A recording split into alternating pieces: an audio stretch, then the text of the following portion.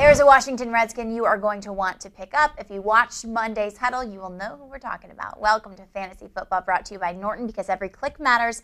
I'm Lauren Shehadi alongside Jamey Eisenberg. Clinton Portis still dealing with a concussion. Ladell Betts.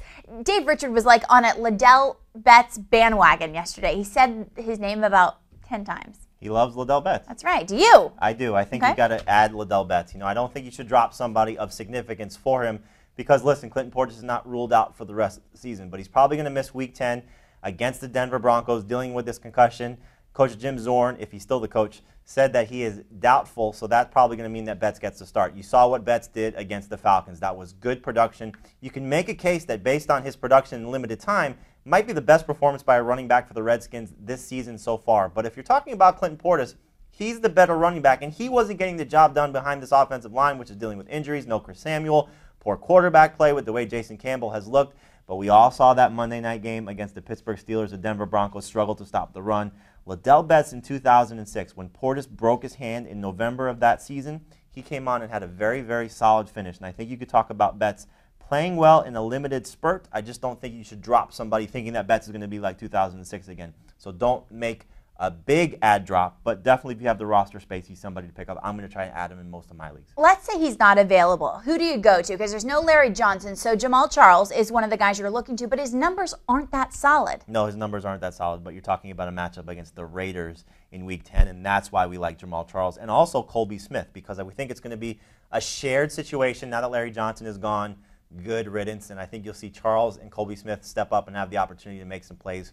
Whoever it may be, I don't think, again, you're not talking about a quality star fantasy running back, but you see some of the names on this list. Charles, Moats, Sean Green, who's another guy that I love this week, facing a Jacksonville team where I think he could play well. And I think you're looking at Darren McFadden coming back from this injury, another solid matchup for him. And then when you see a guy like Colby Smith, again, he's probably available. Somebody I would definitely rather have than Larry Johnson. Oh, we're going to talk about that in just a minute, because you and your colleague totally differ on that. Kevin Walter is a guy that we're going to add, and a guy we expected to bump in production because of no Owen Daniels.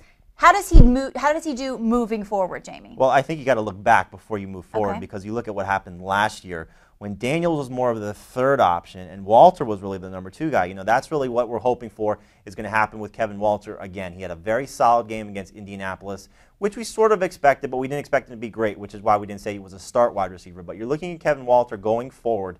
Now is the time to capitalize and pick him up, because the Houston Texans pass offense is going to continue to play well, even though they're going to miss Daniels. Somebody has to pick up the slack. It's going to be Walter. You see Dustin Keller on this list. Very solid game before their bye week against the Dolphins. I think coming back, he's going to play well again. Alex Smith is interesting, Lauren, because there's a group of quarterbacks this week that you wouldn't think are great fantasy options. Alex Smith is one. Chad Henne is one. Mark Sanchez is another. These are 3 guys with very solid matchups. So if you're missing Matt Schaub on a bye week this week, or have somebody with a difficult matchup, you can pick up Alex Smith, who's facing a Bears team that's given up 10 passing touchdowns 2 of the last 3 weeks. Mark Sanchez against a Jacksonville team that's not very good, and Chad Henne at home against Tampa Bay. So that's why Smith leads that group, but among the quarterbacks that you could pick up. And I also see James Jones on that list. Are we going to see numbers that we did in Week 9 and Week 10? Because that's kind of a one-time thing for him. No, not necessarily. If you look, since Jordy Nelson, who's really the number 3 wide receiver there, got hurt, he's been hurt now for the last 4 games. That's when Jones has stepped up and Aaron Rodgers is getting the ball. So somebody you can stash at the end of your roster. All right, good stuff. Avoid him. Not good stuff if you're going to avoid him. Larry Johnson, you're avoiding him. Dave says, you know what, he might be turning 30, but I'm still liking him. Yeah, Dave thinks you should still keep him on your roster. I think you should drop him altogether because, first off, he's not on the team. Now, we're recording this Tuesday afternoon. He still has to clear waivers. He could still get picked up by a team, which I think he will, because somebody's going to want to hold on to him with the chance that maybe he can help out down the road. But for fantasy purposes, he's just going to take up a dead roster space for you, because no team is going to bring him in to give him 20-plus carries. No team is going to bring him in and all of a sudden say, you're going to carry the load for us. And I don't even think he has value as a goal line back, because he has no touchdowns so far this year. He's a headache for teams based on what happened with him off the field, and even go back to last year. Plus, he criticizes his coach. This is not someone you want to hold on to. Some of the running backs that we mentioned on the previous list, you want to hold on to or try and add and replace him. And I'd also rather have the backup to Cedric Benson, which is Bernard Scott. I'd rather have the backup to Maurice Jones-Drew, which is Rashad Jennings. These are some guys that have a little bit more value. You also see Anthony Gonzalez on that list previously about guys to avoid. I think it's time to get rid of him just because his knee injury is not going to help you out. You mean business, and you mean business when it comes to Lavernius Coles as well. Carson Palmer and him are boys. Does he have potential to be more than just a mid-range guy? I think so, now that Chris Henry's out for the season with the broken arm. So that's going to open things up for Coles. And he's actually played well in his last 3 games. Not putting up huge fantasy points, but we saw he was targeted quite a bit last week's game, and I think that's going to continue with Henry out. He has 2 touchdowns in his last 3 games.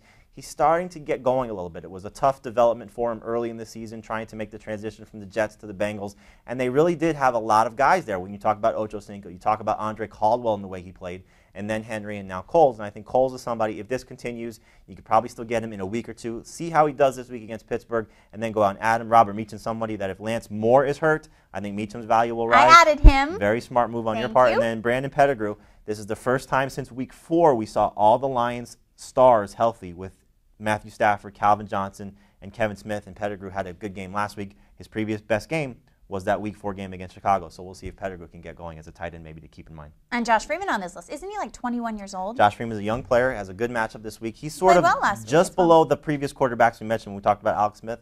I do think Freeman can play well. I believe our producer, Mike Friedman, no relation, is going to use Josh Freeman as his quarterback this week. There's a D in there. It's different. All right, fantasy football today. That's different. It's innovative. You get all your game time inactives and actives right on the site. 11 o'clock every Sunday for 2 hours. For Jamey Eisenberg, I'm Lauren Shehadi. We'll talk to you soon.